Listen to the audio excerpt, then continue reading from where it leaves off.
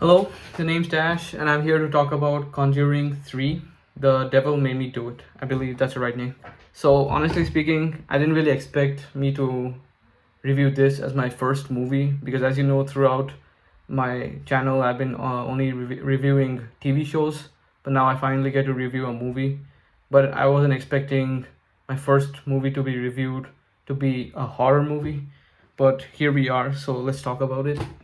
Now, Conjuring 3, if I think about it, it wasn't really great, and I have to be honest, it wasn't even as great as the first and second part.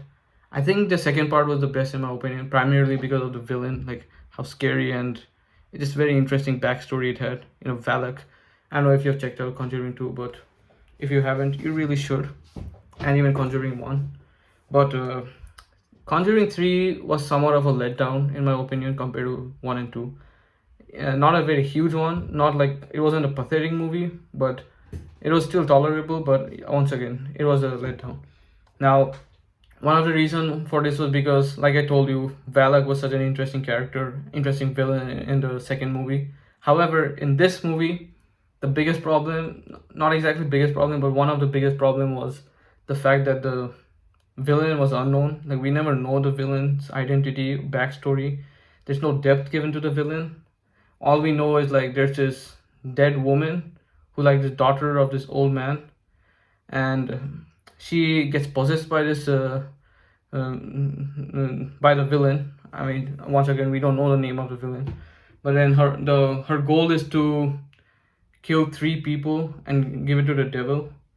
Otherwise, the devil takes away her soul, kills her, and this is a problem because we also like, so it's like almost like the devil is the main villain, but then that's it. It's not nothing so unique, nothing really very fascinating, or nothing really deep about this. So you're saying like the devil was the villain. Well, once again, the name of the movie Devil Made Me Do It, but it really isn't as interesting as the previous villains, even though it was the devil. And I mean, I still like the concept of how like the devil would take away her soul or kill her if she did not bring three souls to the devil.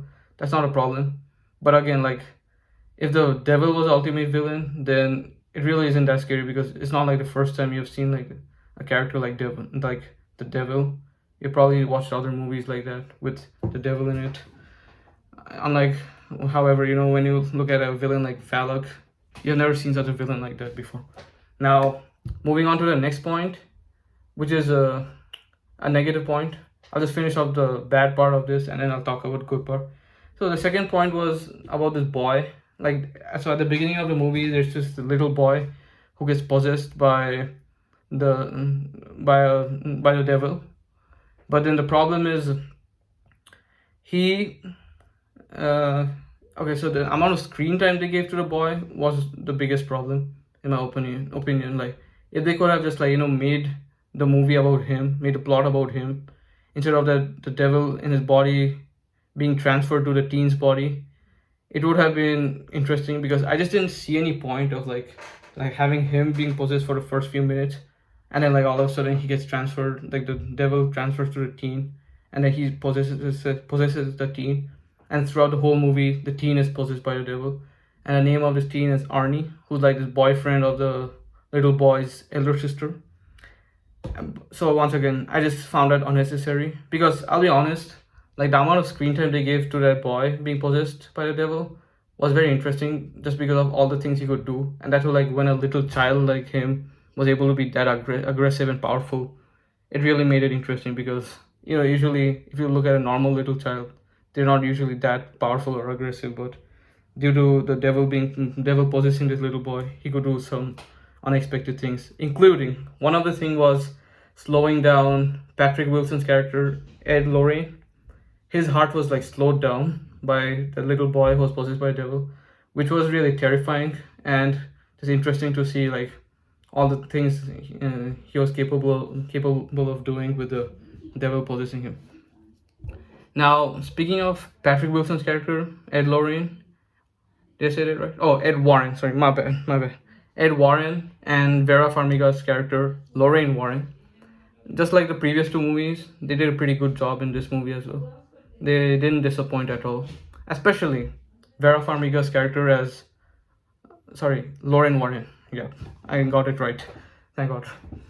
So, well, the reason why I say this is because there's a scene where we see her backstory and how she's connected with the devil, which in that way gives her more depth as a character, and it also makes the plot of the movie more interesting. And more importantly, she's also doing all the work, most of the work in terms of bringing the devil out and finally like taking down the devil. So that way she had a bigger role to play compared to the previous two movies. So the fact that she was given more focus was quite new, and they did not really disappoint in that. And one more point was the scene with not this one scene is just an example of what I'm going to say, and that is the fact that they were able to put funny scenes in the right place, even though it's like a horror movie, but they could still manage to put funny scenes in the proper place without without distracting the audience from the plot. In my opinion, that's what I think. The reason I say this is there's this one scene where they try to lighten up the the intense of the movie, or the terror of the movie, I guess. Or I guess the simplest term to use is scariness. So there's just one scene where there's all three characters. So Ed Warren, Lorraine Warren, and this police officer, I think. So they are going to the woods to find out the origin of the devil, and then they're listening to Elvis Presley's music. So as you may or may not know, Ed and Lorraine Warren are supposed to communicate with spirits from the afterlife.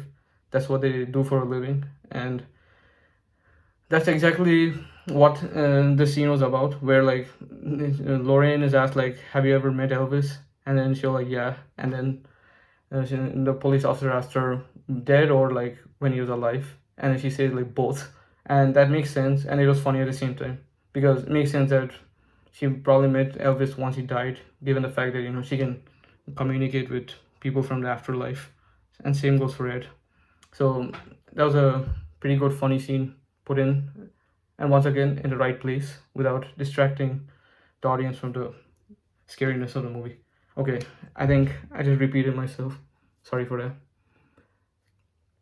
And that really is all I have to say about the movie. If you're interested, check it out. If you haven't watched it, I would recommend you to check it out. And tell me what you thought about the movie, and of course, tell me what you thought about this video. See you next time.